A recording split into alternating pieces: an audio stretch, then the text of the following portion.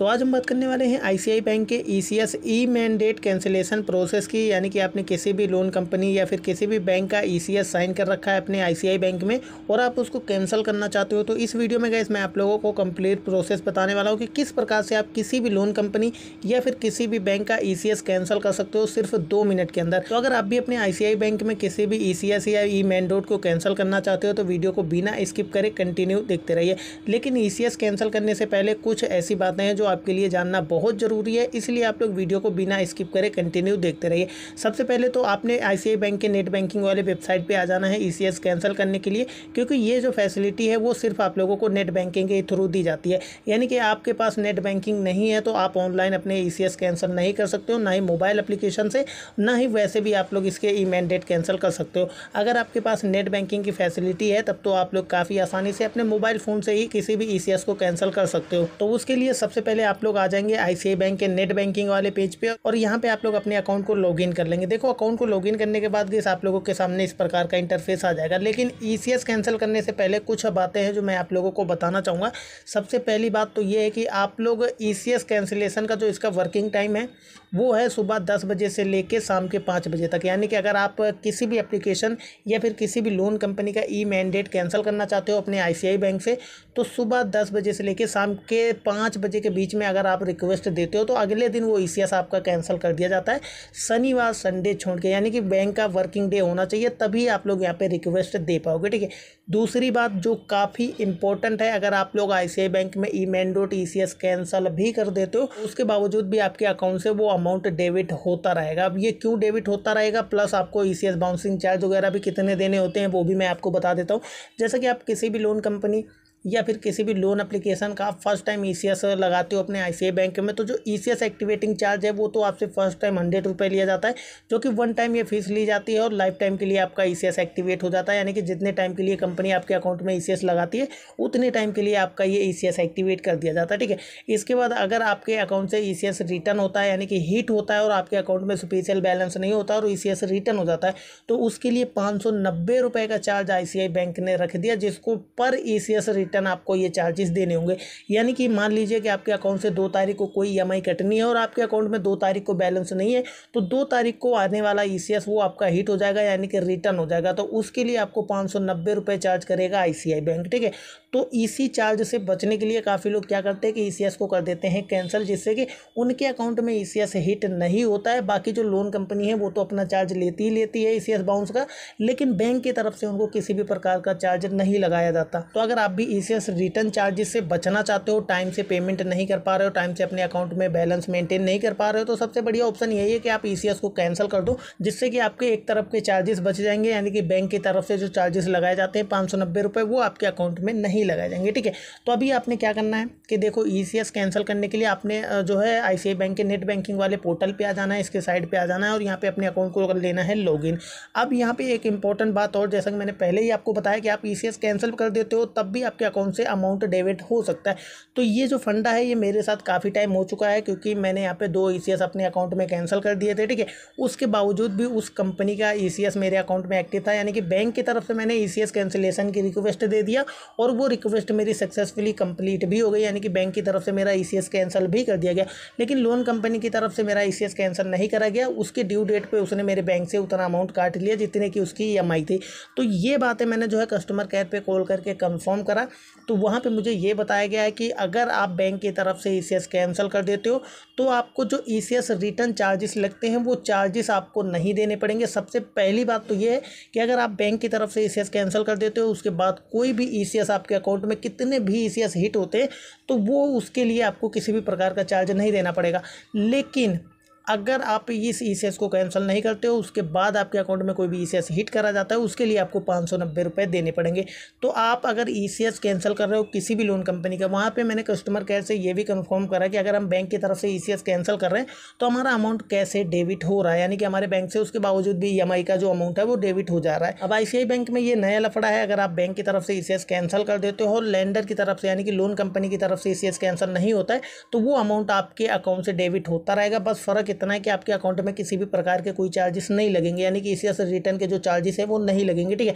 लेकिन अगर आप बैंक में ECS cancellation, e mandate cancellation की रिक्वेस्ट दे रहे हो तो आपको लेंडर के पास भी वो रिक्वेस्ट देना पड़ेगा। यानी कि चलो आपने आईसीआई बैंक में जो है यहाँ से रिक्वेस्ट दे दिया नेच कैंसिलेशन का, और आईसीआई बैंक में वो नेच कैंसिल भी हो गया, यानी कि आपने जो रिक्वेस्ट दिया था वो ईसीएस कैंसिल भी हो गया, और लोन कंपनी के पास वो ईसीएस एक्टिव है, तो आपका ईएमआई डेबिट होता रहेगा। बस फ़र्क इतना है कि लोन कंपनी जब आपके अकाउंट में ईसीएस हिट करेगा, आपके अकाउंट में बैलेंस नहीं होगा, तो उसके लिए आपको कोई चार्जेस नहीं देने पड़ेंगे।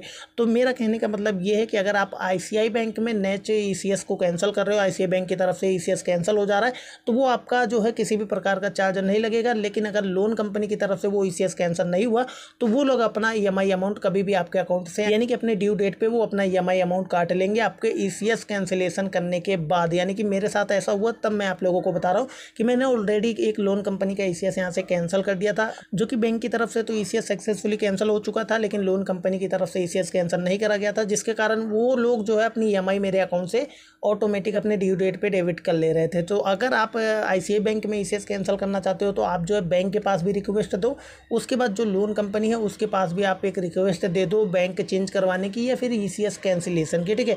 तो इसमें क्या होगा कि आपके बैंक में किसी भी प्रकार का कोई भी ईसीएस नहीं जाएगा। तो ये सबसे बड़ा मेन पॉइंट ये था कि अगर आप आईसीआई बैंक में, देखो ये फैसिलिटी हर बैंक में नहीं है। अगर आप कोटक जैसे बैंक में ईसीएस कैंसिल कर देते हो तो उसमें आपका किसी भी प्रकार का अमाउंट डेबिट ही नहीं होगा। यानी कि अगर आपने बैंक की तरफ से ईसीएस को कैंसिल कर दिया तो फिर लोन कंपनी के पास ईसीएस एक्टिव हो या फिर एक्टिव ना हो, उससे कोई फर्क नहीं पड़ता, उसमें से आपका अमाउंट कहीं पे भी नहीं जाने वाला। चाहे जितनी ईएमआई आपकी बाउंस हो जाए, चाहे जितना लोन कंपनी का अमाउंट आपके ऊपर ड्यू हो जाए, अगर आपने ईसीएस कैंसिल कर दिया तो वो अमाउंट आपके बैंक से डेबिट नहीं होगा। लेकिन आईसीआई बैंक का फंडा थोड़ा सा दूसरा है।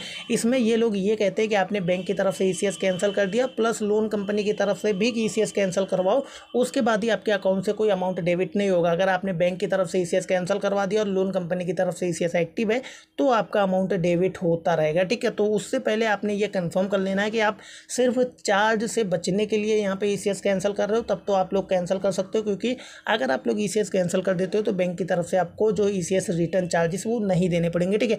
तो उसके लिए काफ़ी आसान स्टेप है। आपको किसी भी ब्रांच में विजिट नहीं करना, कोई डॉक्यूमेंट सबमिट नहीं करना या फिर किसी भी कस्टमर केयर पे कॉल नहीं करना, ठीक है। सिंपली आपने अपने जो है आईसीआई बैंक के नेट बैंकिंग वाले पोर्टल पे आ जाना और इसको कर लेना है लॉगिन। इसको लॉगिन करने के बाद यहाँ पे आपको एक ऑप्शन मिलेगा, ये देख सकते हो कोने में, ठीक है। मैं आपको थोड़ा सा इसको जूम करके दिखा देता हूँ।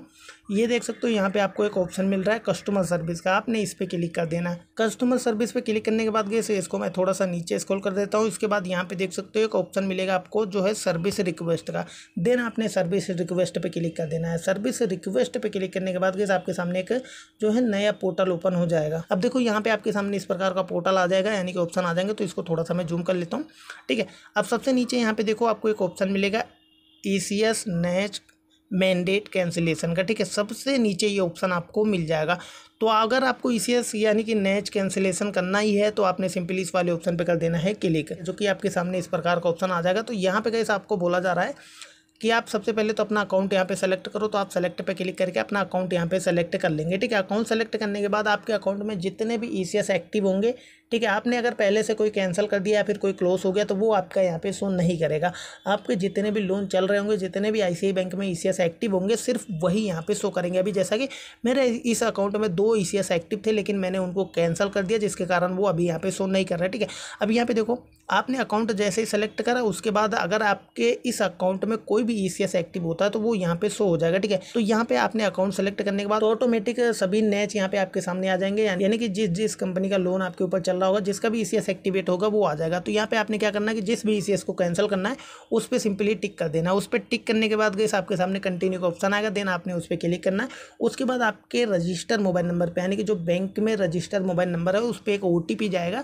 तो वो ओटीपी फिलअप करके आप जैसे कंफर्म पे क्लिक करेंगे, वैसे 1 वर्किंग डेज के अंदर आपका ये ईसीएस कंप्लीट हो जाएगा, यानी कि कैंसिल कर दिया जाएगा। इसी प्रकार से आपके अकाउंट में जितने भी ईसीएस होंगे उनको बारी बारी से सेलेक्ट करके ओटीपी वगैरह फिलअप करके आप बारी बारी से उनको कैंसिल कर सकते हो। तो इस प्रकार से आप जो है सेलेक्ट करके अपने आईसीआई बैंक में किसी भी लोन कंपनी का ईसीएस कैंसिल कर सकते हो। बाकी अगर आपको पूरी तरह से ईसीएस कैंसिल करना है, यानी कि बैंक की तरफ से भी कैंसिल करना है और लोन कंपनी की तरफ से भी कैंसिल करना है, जिससे कि आपके अकाउंट से किसी भी प्रकार का कोई अमाउंट डेबिट ना हो, तो उसके लिए सबसे पहली रिक्वेस्ट आपको बैंक को दे देना है। बैंक में रिक्वेस्ट जैसे ही आपकी एक्सेप्ट हो जाती है, उसके बाद उस लोन कंपनी को रिक्वेस्ट भी दे देना है। जिस लोन कंपनी का आप ईसीएस कैंसिल करवाना चाहते हो उसको मेल के थ्रू दे सकते हो, या फिर उनके कस्टमर केयर पे कॉल करके भी पता कर सकते हो कि आप अपना ईसीएस कैसे कैंसिल कर सकते हो। तो फिलहाल अगर आपको आईसीआई बैंक में ईसीएस कैंसिल करना है तो इसमें कोई भी लंबा चौड़ा प्रोसेस नहीं है, सिर्फ 2 से 3 स्टेप के अंदर आप अपने किसी भी एप्लीकेशन या फिर किसी भी लोन कंपनी का ईसीएस कैंसिल कर सकते हो।